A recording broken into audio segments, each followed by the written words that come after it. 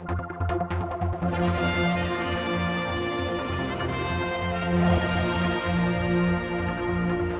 we're up here at the TT Grandstand. It's the final day of the race meeting, so we normally on a Friday talk to a minister, so what better to do an outside broadcast location this year.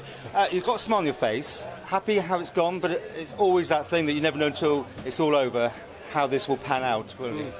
Yes, you're right. Happy. I think a successful TT for everyone is actually a safe TT, and of course, that's what we always strive for. We try and do everything we can. We've had a very difficult start, of course, to the TT, with regards to incidents and also the weather. However, what a fantastic note to end on. Here we are on the final race day, senior race day. Bank holiday. It's a good day, I think, here for the Isle of Man and for the TT. At the minute, you're still responsible for this, i.e. the government, but there's this talk we've had now that at some point in the future, near future, if it comes off, you could have a private company running that. Where are you up to with that? Well, we've actually got the shortlisters here in terms of promoters, potential promoters here, observing what's happening during the festival and the TT this week.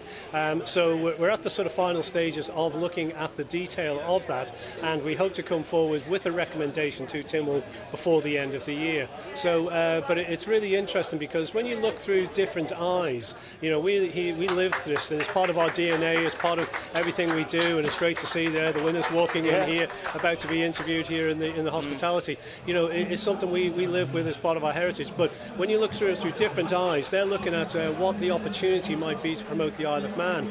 And actually, we're in the hospitality right here. There's a lot of actually the Athol Street crowd, as we might know them, here promoting their businesses, the Isle of Man. There's board members here, there's all sorts of people here looking at the Isle of Man from a different perspective than just straightforward TT racing.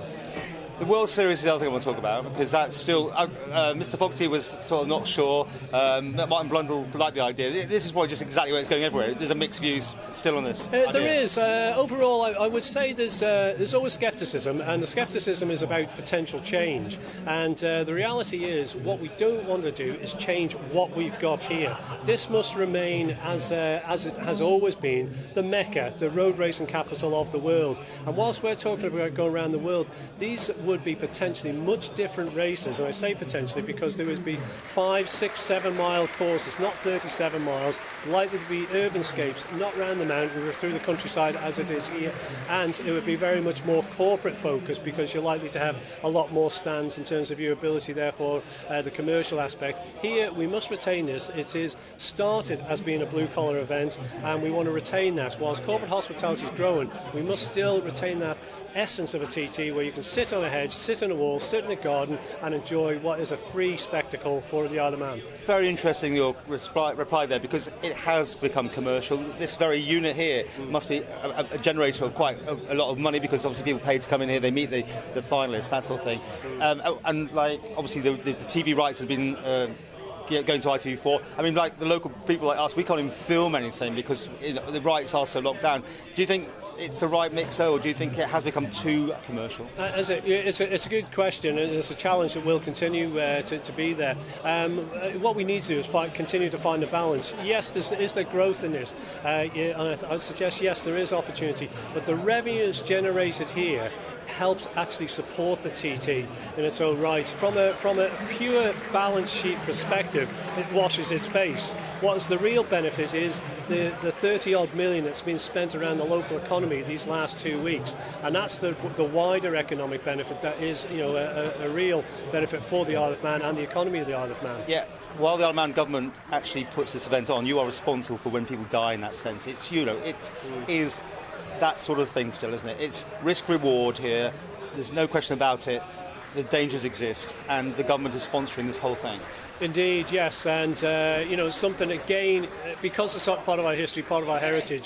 We accept that. In the Isle of Man, we are innovative. And another word for innovation is risk, and the TT is that element. And you've got to ask yourself, if you were to start afresh, you probably wouldn't be able to stage this particular event at all from a health and safety perspective, from a planning perspective, from a logistic perspective. Absolutely not. But what we have is an expertise in that, in terms of operating this event. The massive logistics that go on here, the huge amount of volunteers that give their time up for this event, and it just wouldn't happen without that, what I always regard as the Team Isle of Man effort. And when I've had interviews with first-time journalists, particularly coming here, they cannot believe the way we deal with it, because we're all so used to having that risk element to it that in other sporting events the whole thing will be cancelled at the end of the thing. Yeah. Here it's an hour maybe while things are sorted out, and then life goes on. It's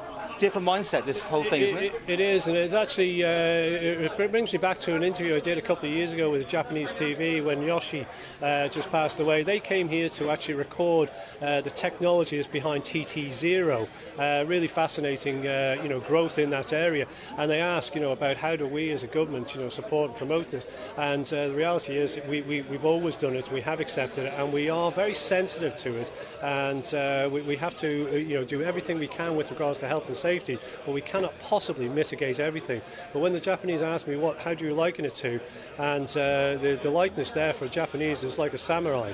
It's a warrior in many ways. And this is, man and machine against the most difficult terrain around the world. And, it's a phenomenal, it's an experience. And quite frankly, I don't think you can understand it until you actually come here and actually see it, in the flesh. And going back to the privatisation, this would be better for the Isle of Man government. Do you see that you are one step separated from this as the organiser? Well, we will, and we will have a level of governance there that is, that will remain. First and foremost, the event here has to stay in its own right, in its format that it is. Can it grow? Yes, it possibly can, but the growth is probably more on the global destinations rather than just right here on the Isle of Man, because we must retain that essence, because that's the reason why people come back, and we've got to keep it unique, because we want to also promote the people to come here to the Mecca at the end of the day, and that is really very important.